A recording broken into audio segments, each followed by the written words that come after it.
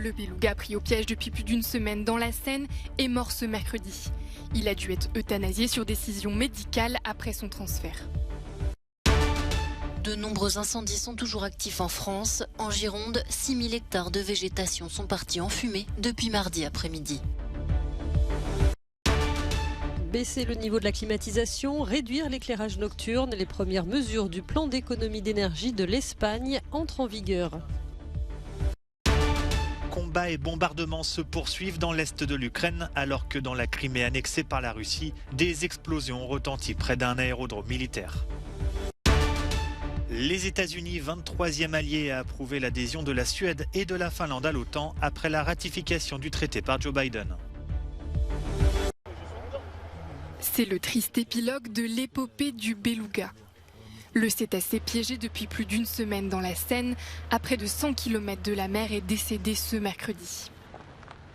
Très affaibli, l'animal a dû être euthanasié à son arrivée dans le port de Ouistreham, dans le nord-ouest de la France. Après son transfert en camion réfrigéré, depuis l'écluse où il était coincé, les vétérinaires n'ont pu que constater la dégradation de son état de santé. Cet animal avait une condition musculaire insuffisante pour respirer convenablement et donc il a souffert d'insuffisance respiratoire et donc nous avons considéré que son état n'était pas compatible avec un relâché. La baleine blanche aurait dû rester en période d'observation de 3 jours avant d'être relâchée dans la Manche. Le mammifère de près de 800 kg avait été extrait de l'eau dans la nuit de mardi à mercredi, après plus de 6 heures d'efforts et de patience des sauveteurs. Le beluga, habitué aux eaux arctiques, avait été repéré le 2 août dans la Seine. On ignore toujours comment il s'est égaré. Une épaisse fumée noire est de retour dans le ciel de Gironde, dans le sud-ouest de la France. Le gigantesque incendie qui a brûlé plus de 13 000 hectares de végétation en juillet a repris mardi après-midi près de la commune de Saint-Magne et a déjà ravagé 6 000 hectares de forêt. 6 000 personnes ont également dû être évacuées. 500 pompiers sont actuellement mobilisés. Les autorités se préparent à une journée de très grands risques. La météo est extrêmement défavorable à l'heure où je vous parle, par la canicule, par la sécheresse de l'air, par le record historique de la sécheresse de la végétation et par le fait que nous avons ici quelque chose de très spécial qui est beaucoup de tourbe, qui fait que le feu de mois de juillet ne s'était en fait pas arrêté, il n'a jamais été déclaré éteint, il s'était enterré. De nombreux autres incendies sont actuellement en cours en France, notamment dans la Drôme où 220 hectares sont partis en fumée. Dans le sud de la Charente, ce sont 150 hectares de forêt qui ont brûlé. Et en Isère, le feu a été maîtrisé après avoir parcouru une centaine d'hectares. Dans le Maine-et-Loire, près de Baugé en Anjou, les flammes ont déjà ravagé 1200 hectares de végétation. Si l'incendie n'est pas encore fixé, la situation est encourageante selon la préfecture. Dans l'Aveyron, enfin, le feu qui a ravagé 700 hectares de végétation depuis lundi a cessé de progresser, mais n'est toujours pas maîtrisé. Les pompiers estiment qu'il leur faudra encore 3 jours pour éteindre le feu. Mardi, 3000 habitants et vacanciers ont dû être évacués. Ils ont trouvé refuge dans des salles des fêtes et des écoles. Avec déjà plus de 50 000 hectares brûlés depuis le début de l'année, la France a connu dès juillet un record de surface incendiée, selon le système européen d'information sur les feux de forêt. L'Espagne face aux économies d'énergie. À compter de ce mercredi, plusieurs mesures du plan de sobriété décidé par le gouvernement entrent en vigueur. C'est le cas de l'extinction de l'éclairage des vitrines à 22 heures et surtout de la limitation de l'usage de la climatisation.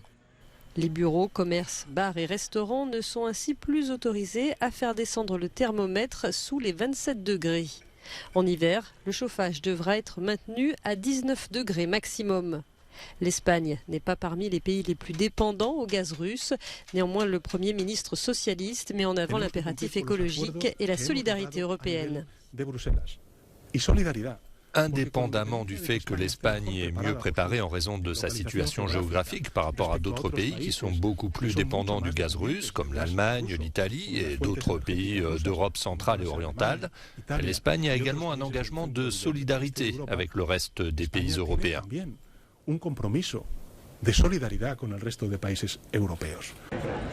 Les magasins devront aussi garder leurs portes fermées pour diminuer le gaspillage énergétique.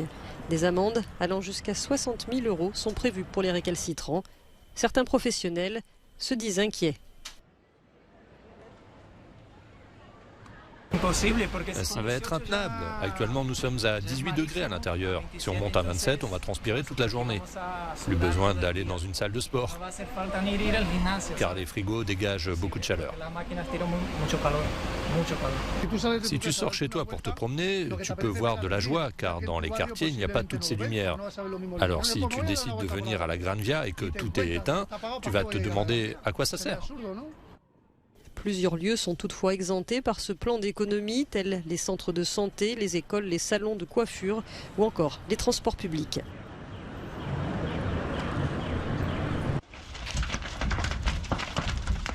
Le Donbass, dans l'est de l'Ukraine, est toujours le théâtre de combats et de bombardements, comme ici dans la ville de Bakhmout. Les forces ukrainiennes continuent de tenter de résister à l'avancée de l'armée russe dans les régions de Donetsk et de Louhansk, dévastées par la guerre. Les services d'urgence sont à l'œuvre pour soigner les blessés. Dans la Crimée annexée par la Russie dans le sud, une série de puissantes explosions ont retenti près d'un aérodrome militaire. Selon le ministère russe de la Défense, il ne s'agirait pas d'une attaque ukrainienne, mais d'un dépôt de munitions qui aurait explosé, faisant 1 mort et 5 blessés. Une trentaine de personnes ont dû être évacuées de cette zone où décollent chaque jour des avions militaires russes.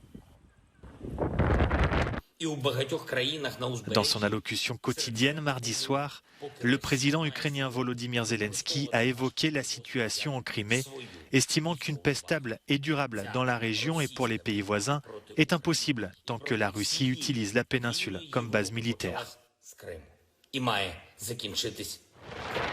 Selon les autorités ukrainiennes, au moins 3 civils ont été tués et 23 blessés par des bombardements russes au cours des dernières 24 heures.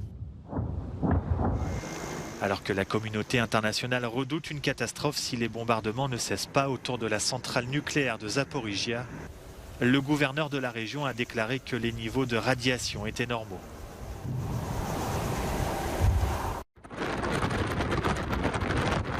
Ces militaires ukrainiens appartiennent à l'équipe de reconnaissance Fireflies.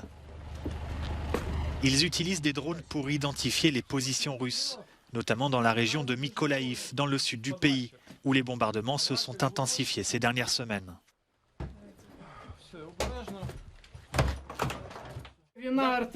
C'est une guerre d'artillerie et de drones, explique le chef de l'unité en pleine préparation d'une opération.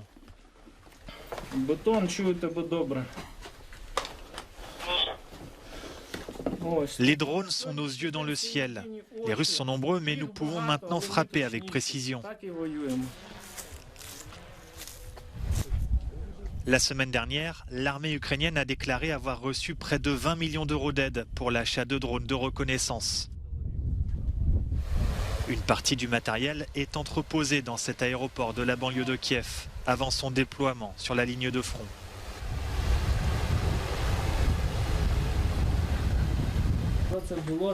À Mykolaïv, les militaires de l'équipe Fireflies s'exercent sur une cible d'entraînement. Ils se préparent à riposter à la prochaine offensive russe.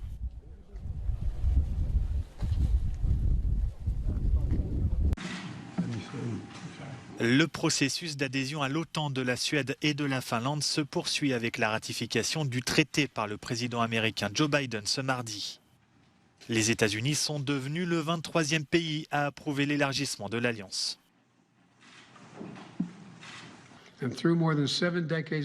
Au cours des dernières décennies, l'OTAN s'est révélée être indispensable à la mise en place d'une Europe libre et en paix.